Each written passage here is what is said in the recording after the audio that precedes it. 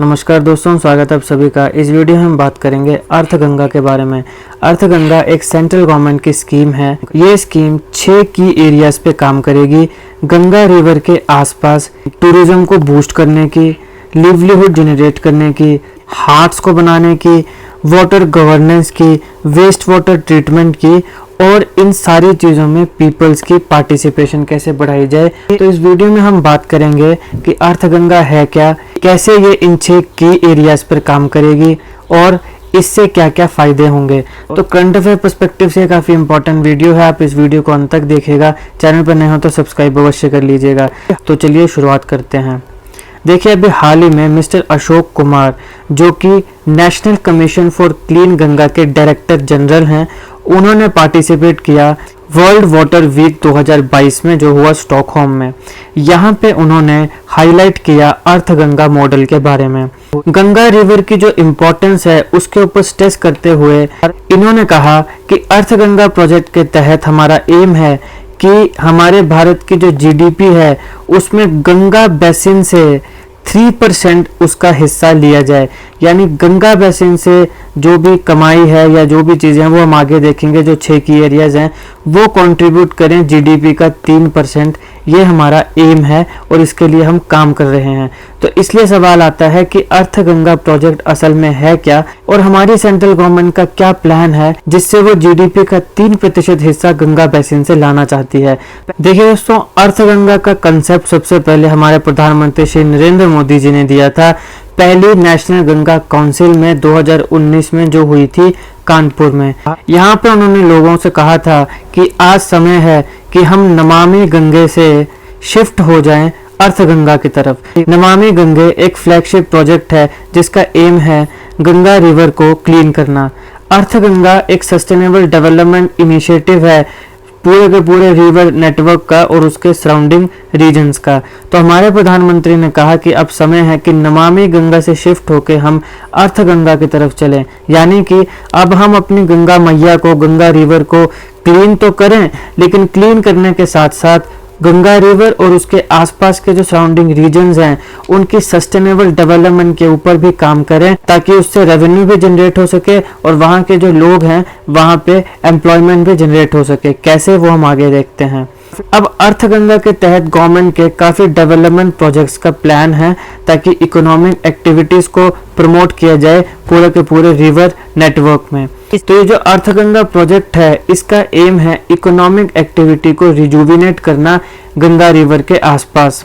इस प्रोजेक्ट के तहत सेंट्रल गवर्नमेंट 6 की एरियाज पर काम करेगी, जो हैं zero budget natural farming, then monetization of sludge and waste water, then livelihood generation opportunities, then increase public participation, फिर आता है प्रमोट कल्चरल हेरिटेज और टूरिज्म, और फिर आता है इम्प्रूव वाटर गवर्नेंस। अब हम एक एक करके इन 6 के 6 की एरियाज को डिस्कस करेंगे और हम देखेंगे कि कैसे इन 6 के 6 की एरियाज के ऊपर सेंट्रल गवर्नमेंट आने वाले समय में काम करेगी।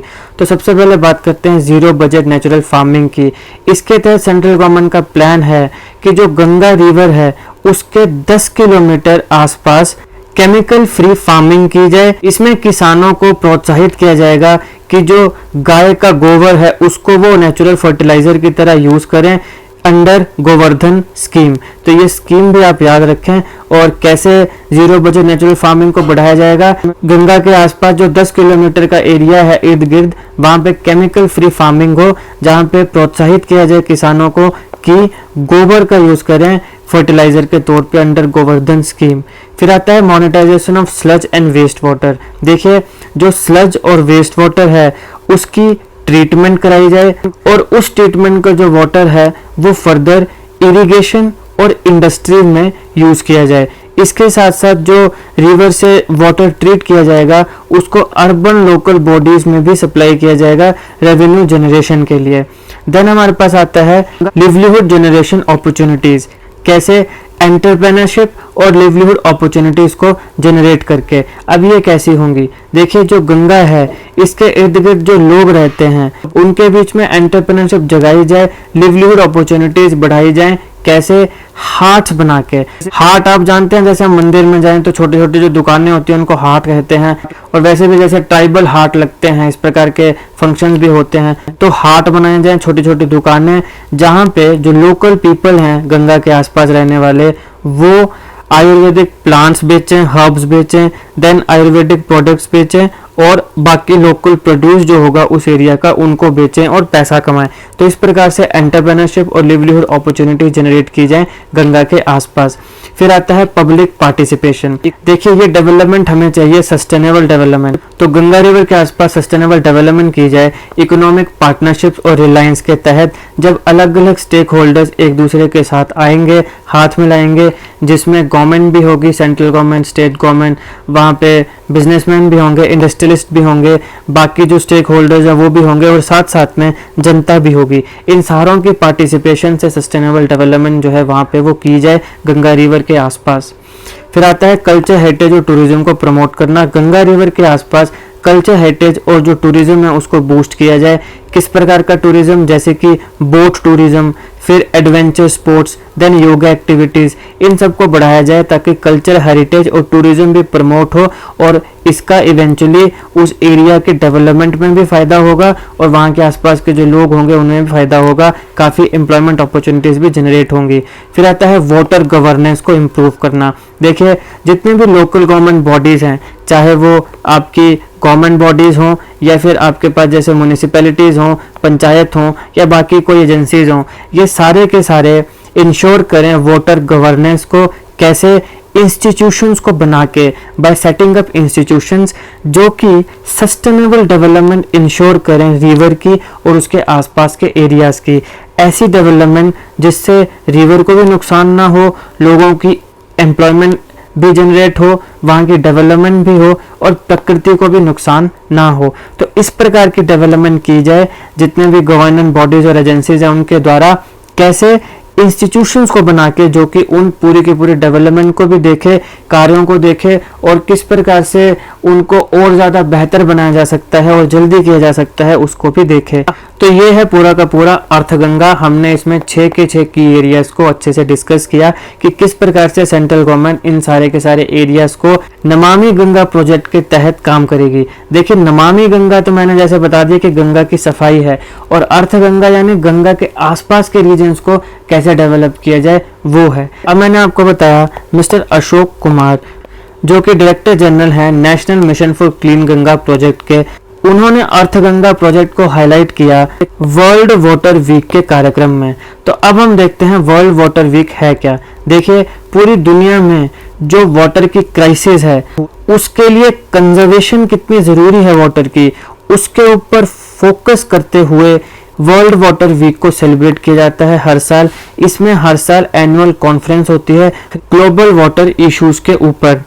1991 से हर साल अगस्त महीने के आखिरी हफ्ते, लास्ट वीक ऑफ अगस्त को सेलिब्रेट किया जाता है वर्ल्ड वाटर वीक।